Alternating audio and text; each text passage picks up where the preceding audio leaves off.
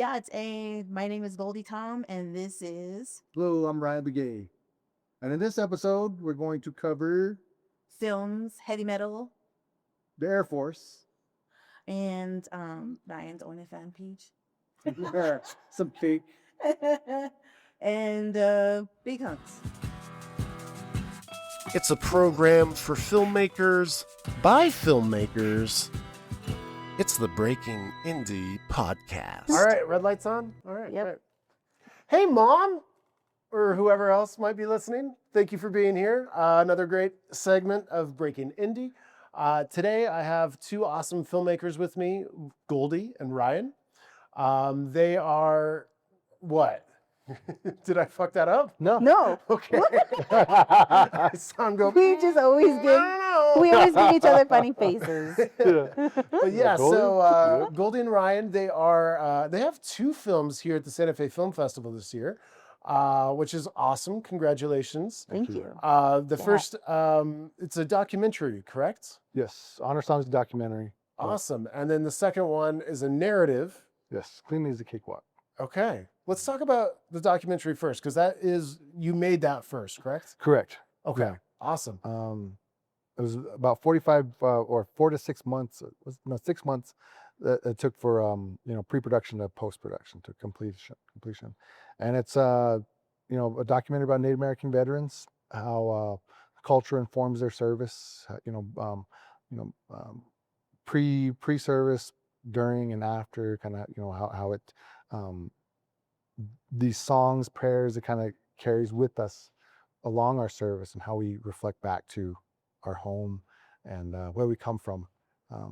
So that kind of helps out, and kind of the similarities I see. of why. Did you serve in the military? I did 5 years in the Air Force. Oh, cool. Yeah, I did Okay.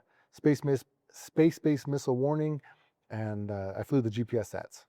Wow. Yeah. That sounds really technical and awesome. Yeah, it was pretty cool. And thanks for doing that. Wow. Okay. All right. So, and then were you always a filmmaker? Did that kind of come before, after? That came after. But Okay. I did my 5 years in the military. Then I did. Then I became a contractor. So I was an engineer for the Air Force. And then after that, I got into the film industry. And once I took my production 1 class, made my first short film, I was like, this is what I'm doing. And so how did your experience in the Air Force inform, I guess, perhaps this documentary and you as a filmmaker with Honor Song? The well, it kind of starts, I guess, with me being laid off from my job as an engineer because of my cultural background. Oh. That affected my security clearances, which why I got laid off. And that was the same transition of going into the film industry, because I took my first production class, and that's what made the big switch, and my whole life changed to this. But at the same time, as a veteran, I lost connection to my brothers and sisters in arms. And it wasn't until later on, along my film career, that I reconnected with my veterans and learned more about PTS and what happens post service and all this, on how it affects me, how it affects everybody else. And then this project came, and I was like, well, like one of the men say in the documentary, you find yourself in a place where you're always supposed to be, and that's what they also say about the service. You were always supposed to go into this service and do this job and be here and protect your people and protect this land that we're from. And being a part of that in this project, and hearing all that, it's like, it was, yes, I was supposed to make a transition, become a filmmaker, use my military service as a way to connect us again, so we can share these stories that otherwise it can be hard to tell. Mm-hmm. So, and what was like the genesis of this documentary? Like, what was the kind of the catapult that created it? it was a project through the state that they wanted to get to make Native Americans in the military. It was just the general idea of what they wanted. And my idea was a code talker video, but doing the research and coming to find out that it was more, there was a different story there, not so much about the code talkers, but how they were, how all other vets were influenced by the code talkers, especially our Navajo veterans. And so I saw that, and who are we now? When we think about veterans, we think of like a lot of the older vets, the World War I, World War II, Vietnam veterans. But for me now, it's like the guys my same age, or even just in their 30s, they're veterans as well, and we forget that they have a story too. And so I kind of just reached out from different perspectives: Navajo perspective, Pueblos, Apache. So they all have a different bit of connection with their culture and how it crossed over into their military career. That's great. Yeah. All right. And cleaning it is a cakewalk is not a military related thing. It's a narrative, but it is also based around the Navajo culture, correct? Yeah. Yes, it 100%. is. Cool. Talk to me about that, because you guys both produced that together. Yeah. Yeah, we did. We also wrote it together as well. Oh, okay. It's really great seeing it go from the paper to the actual screen. And I feel like it's a huge accomplishment in itself. I'm proud of that. Cool. So what is it about? It's about a little boy named Albert Dennison who is tasked with cleaning the chapter house for the Cakewalk. And he's supposed to be there with all of his brothers and sisters, but he's the only one that shows up, and he's got to clean the chapter house all by himself. He struggles with it. So it's a cautionary tale about punctuality. Yeah, Just don't show up. yeah. Don't do it. And even when you're 9 years old. Yeah. Don't But does he show get all up. the cake is the question. Yeah. If he shows up. Saw the candy bars. Yeah. So he shows up to the chapter house. He's the only one there. His mom is like, you have to clean the chapter house. And he struggles with it, like, because he has a couple of cousins that stop by and like, hey, let's go hang out. Let's go play. He's like, no. He says, I have to clean the chapter house. Come help me. And then we'll go. And they're like, nah. So he ends up staying. Oh, he and doesn't then, do the old Huck Finn or Tom Sawyer, like, Yeah, come just paint the books fence out. with me. It's super fun. And then, like, they do it. yeah, And he they're trying to get No? him to Oh, okay. come hang out. bounces. So spoiler, he cleans He does the actually, chapter house. but he also has this like full-on imagination like event that happens in his head, and it's really cute. It's a really cute film. It's in majority of the Navajo language. All the little kids speak Navajo to one another in the film, and the parents, the adults also speak Navajo, and it's really great. It's inspirational. We made it that way because I feel like in cinema now, like native cinema, there's not a whole lot of men that are recognized as main characters.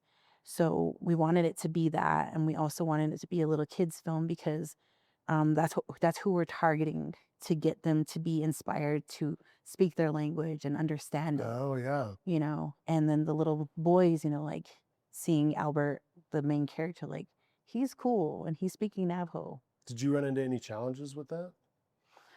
There were some challenges, but we thought there would be more because we had to get the script translated into Navajo and get the recordings done by our language consultant, which is Goldie's mom, who was a Navajo language teacher. So for like 10 years. Oh, really? Yeah. So she really helped us out with that, and I was able to get us to the cast like a week before our shoot date, and I was like, I don't know how it's gonna be if they're, but everybody gets to set and they're like, yeah, we've been talking. I worked with mom. I worked with my dad, my grandparents. We've been working on this, and it was just. I mean, that's already a challenge, is like working with child actors. They say don't do it. Yeah. But yeah, so wow, that's great. And what a creative way to also provide that resource through audio tape so they can kind of get that down. Yeah. And that was the biggest thing, I think. One of the great things about, before we even shot, was that the kids were already working with their parents and grandparents on the language. Yeah. And you're like, that's what it's all about. What it's all about. Yeah. But through that also, because we have the subtle differences in the language on how we speak it. The dialect is a bit different. So that was kind of be talked out through on set. So we were like, he's saying it this way. They're like, well, it's different here. It's not said quite. So we just kind of talked through it, and we found that middle ground. We found that even though they weren't, because the kids aren't fluent but they spoke it to the best of their ability, and we decided, that's part of their world, is that they don't they're struggling to find the words and to speak it, but at the same time they're still conversating. It's not it's not seen as a hindrance. And Why can't I imagine your mom sitting over your shoulder at like Video Village, just be like, nope, that's not going to work. Nope. She was. they both She were. really was. they And I'm like, were like, hey, check out this guy. Yeah. They're like, yes. No. She's like, yeah. I'll give him notes. Don't worry about it. Yeah, for sure. Which, okay, so I am kind of curious because even though I am a filmmaker, I've never produced a documentary. What is it like, the difference between doing a documentary from a producer standpoint, producing narrative versus documentary?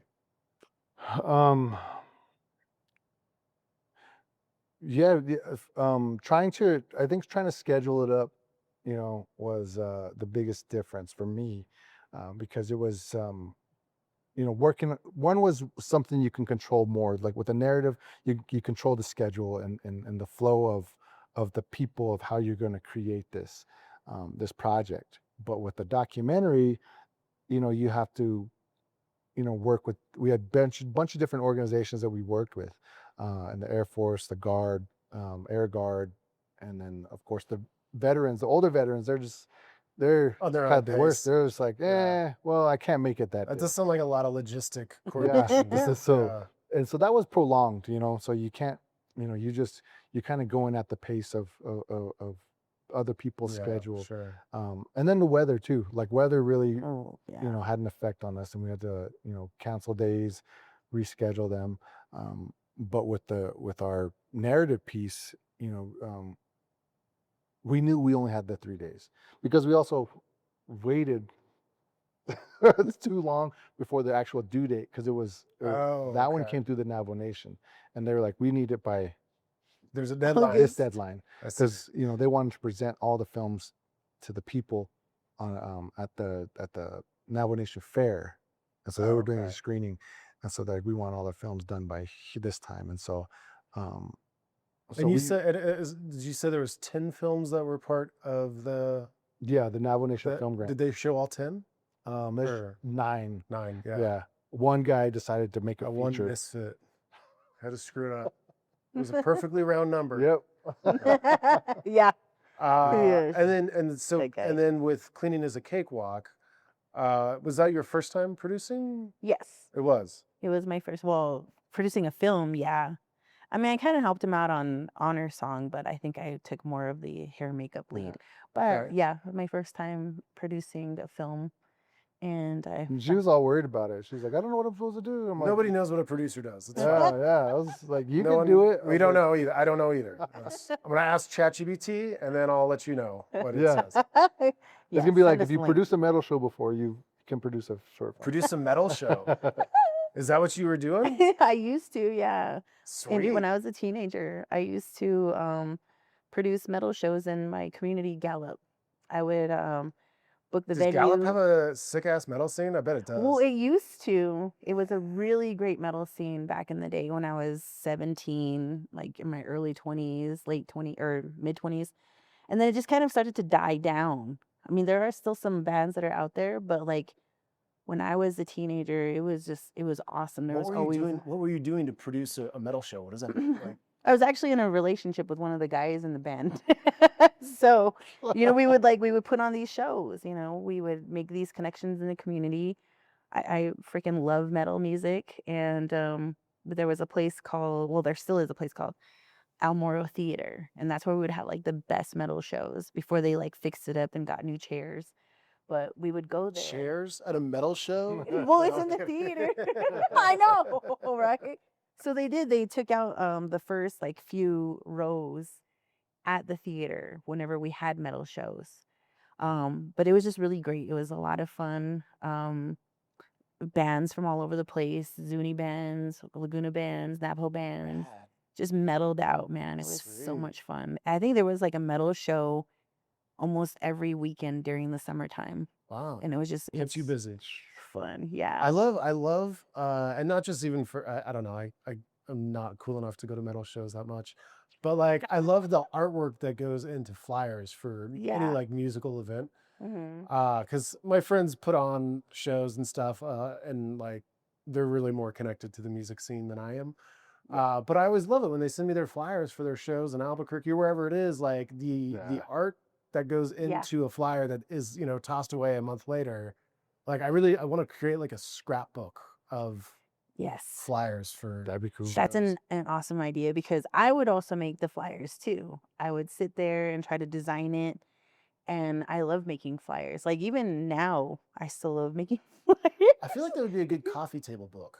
Yeah, Oh, that definitely. flip through like just like random. Hell yeah. That's don't so know. cool. That would Oh, be cool. great. I got a little Etsy project to be honest. There you go. There you go. Cool. So, and then how long have you guys been working together?